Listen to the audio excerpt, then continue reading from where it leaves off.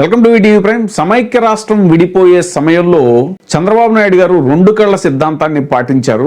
రాష్ట్రం విడిపోయి 10 సంవత్సరాలు దాటినా కూడా ఇంకా అదే రెండు కళ్ళ సిద్ధాంతాన్ని పాటిస్తున్నారా?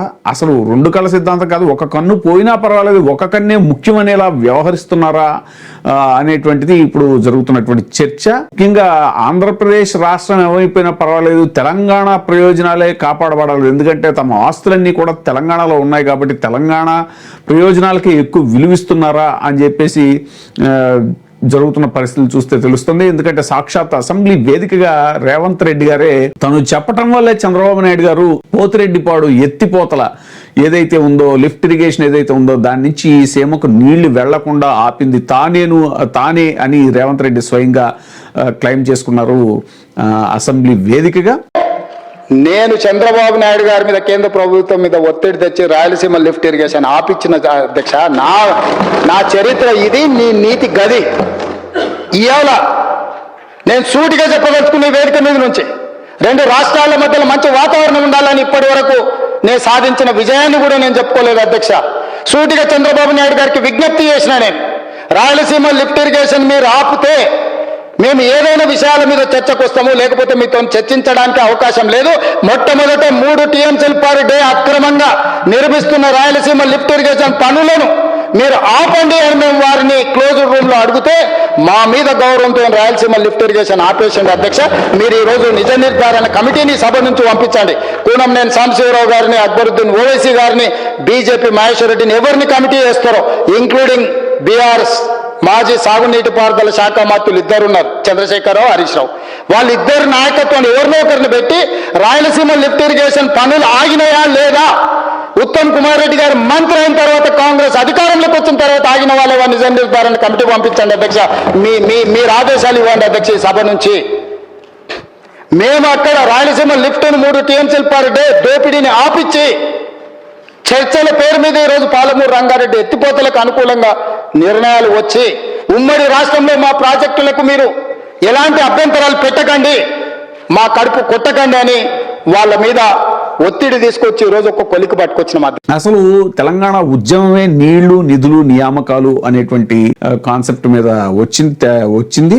ఇప్పుడు సెంటిమెంట్ సొంతం చేసుకోవడం కోసం మళ్ళీ ఈ సెంటిమెంట్ రగిల్చే ప్రయత్నంలో భాగంగా ఇది సెంటిమెంట్ తామే సొంతం చేసుకోవాలి అనేటువంటి వ్యూహాత్మకంగా వేగం పెంచినటువంటి రేవంత్ రెడ్డి సర్కారు ఇప్పుడు ఏకంగా ఢిల్లీ వెళ్లి లాయర్లతో మంత్రాలు జరపటం అనేటువంటి చకచకా చేసేస్తున్నారు. అయితే ఇది ఏమీ సంబంధం లేదు అన్నట్టుగా, అసలు చంద్రబాబు నాయుడు గారు ఏమీ పట్టనట్టుగా, అక్కడ విదేశాల నుంచి వచ్చిన తర్వాత చూసుకోవచ్చులే అన్నట్టుగా ఒక ఖండన కూడా లేకుండా సైలెంట్ గా ఉండటం వెనకాల చాలా అనుమానాలు వ్యక్తం అవుతున్నాయి. అంతేకాదు అనుకూల మీడియా ఏదైతే ఉందో, టీడీపీ అనుకూల మీడియా, అది కూడా మౌనంగా ఉండటం, అసలు ఏమీ జరగలేదు అనేటువంటిది మౌనంగా కూర్చోవటం అనేటువంటిది కూడా ఇప్పుడు రకరకాల సందేహాలకి తావిస్తోంది.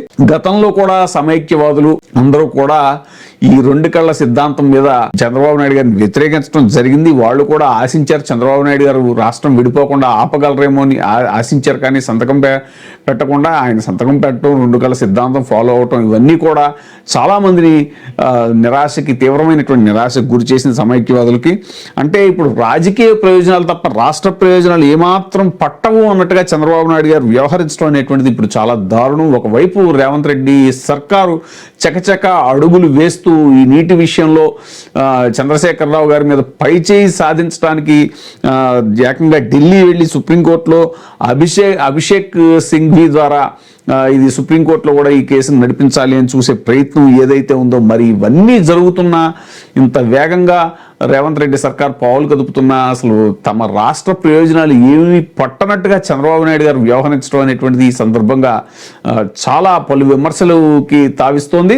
రాజకీయ విశ్లేషకులు, ఇంకా సమైక్యవాదులు, ఇంకా ఇప్పుడు ఆంధ్రప్రదేశ్ రాష్ట్రంలో ఉన్నటువంటి రాజకీయ పక్షాలన్నీ కూడా, ప్రతిపక్షంతో సహా రాజకీయ పక్షాలన్నీ కూడా తీవ్రంగా చంద్రబాబు నాయుడు గారి పద్ధతిని గ్రహిస్తున్నాయి. నేను చంద్రబాబు నాయుడు గారి మీద కేంద్ర ప్రభుత్వం మీద ఒత్తిడి తెచ్చి రాయలసీమ లిఫ్ట్ ఇరిగేషన్ ఆపిచ్చిన అధ్యక్ష, నా చరిత్ర ఇది, నీ నీతి గది. ఇవాళ నేను సూటిగా చెప్పదలుచుకునే వేదిక మీద నుంచి రెండు రాష్ట్రాల మధ్యలో మంచి వాతావరణం ఉండాలని ఇప్పటి వరకు నేను సాధించిన విజయాన్ని కూడా నేను చెప్పుకోలేదు అధ్యక్ష. సూటిగా చంద్రబాబు నాయుడు గారికి విజ్ఞప్తి చేసిన నేను, రాయలసీమ లిఫ్ట్ ఇరిగేషన్ మీరు ఆపితే మేము ఏదైనా విషయాల మీద చర్చకు వస్తాము, లేకపోతే మీతో చర్చించడానికి అవకాశం లేదు. మొట్టమొదట 3 టీఎంసీలు పర్ డే అక్రమంగా నిర్మిస్తున్న రాయలసీమ లిఫ్ట్ ఇరిగేషన్ పనులను మీరు ఆపండి అని మేము వారిని క్లోజ్డ్ రూమ్ లో అడిగితే మా మీద గౌరవంతో రాయలసీమ లిఫ్ట్ ఇరిగేషన్ ఆపేసింది. అధ్యక్ష, మీరు ఈ రోజు నిజ నిర్ధారణ కమిటీని సభ నుంచి పంపించండి. కూనంనేని సాంబశివరావు గారిని, అక్బరుద్దీన్ ఓవైసీ గారిని, బీజేపీ మహేశ్వర్ రెడ్డిని ఎవరిని కమిటీ వేస్తారో, ఇంక్లూడింగ్ బీఆర్ఎస్ మాజీ సాగునీటి పారుదల శాఖ మంత్రులు ఇద్దరున్నారు, చంద్రశేఖరరావు, హరీష్ రావు. వాళ్ళిద్దరు నాయకత్వాన్ని ఎవరినో ఒకరిని పెట్టి రాయలసీమ లిఫ్ట్ ఇరిగేషన్ పనులు ఆగినాయా లేదా, ఉత్తమ్ కుమార్ రెడ్డి గారు మంత్రి అయిన తర్వాత కాంగ్రెస్ అధికారంలోకి వచ్చిన తర్వాత ఆగిన వాళ్ళ నిజ నిర్ధారణ కమిటీ పంపించండి అధ్యక్ష. మీరు ఆదేశాలు ఇవ్వండి అధ్యక్ష ఈ సభ నుంచి.